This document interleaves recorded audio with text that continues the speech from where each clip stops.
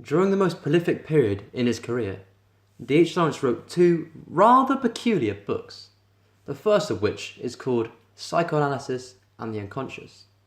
Emerging originally as a retort to the unappreciated psychoanalytic criticisms of his previous novel Sons and Lovers, it quickly transformed into something much more, becoming a platform for Lawrence to explore his ideas about the psyche and eventually manifesting into the beginnings of his own pseudo-philosophy.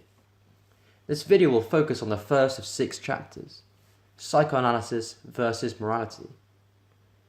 Immediately, we get a good old dose of Lawrencean rage as he deals psychoanalysis some articulate blows, calling Freud a psychoanalytic quack who vehemently demonstrated the serpent of sex coiled round the root of all actions, and by extension the entire practice know-it-alls, posing as healers and physicians, attempting to be scientists, hoping to become apostles.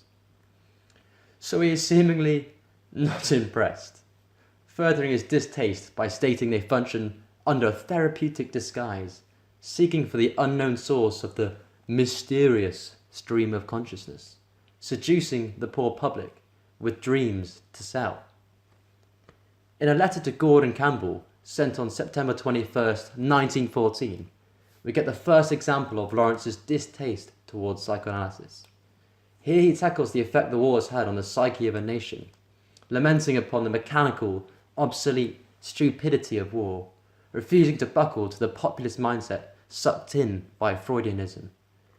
He believes that it has caused expression to become mechanical, alluding to the effect of the outbreak of war and what it has done to the mindset of the masses, who are seemingly transfixed upon the question it poses, making the realization that due to all this destruction, we have a want to realize the tremendous non-human quality of life. Signing off with, it isn't one's conscious self that matters so much.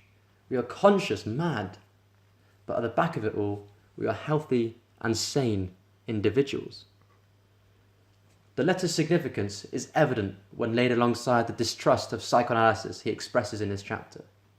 He poses some interesting points about the public's craving for answers to such questions, our immediate willingness to accept these ideas without personal, thorough exploration, believing that it subtly and insidiously suggested to us, gradually inoculated us, until it became the norm.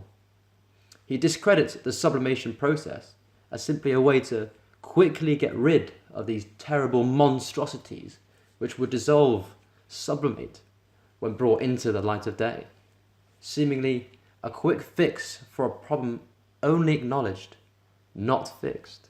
He despises Freud's perception of the unconscious, perceiving it as a cave containing a myriad of repulsive little horrors spawned between sex and excrement, questioning why it cannot contain anything beautiful. Then, of course, no Freudian criticism would be complete without the inclusion of the psychosexual. He pointedly exposed the paradoxical nature of the Oedipus complex.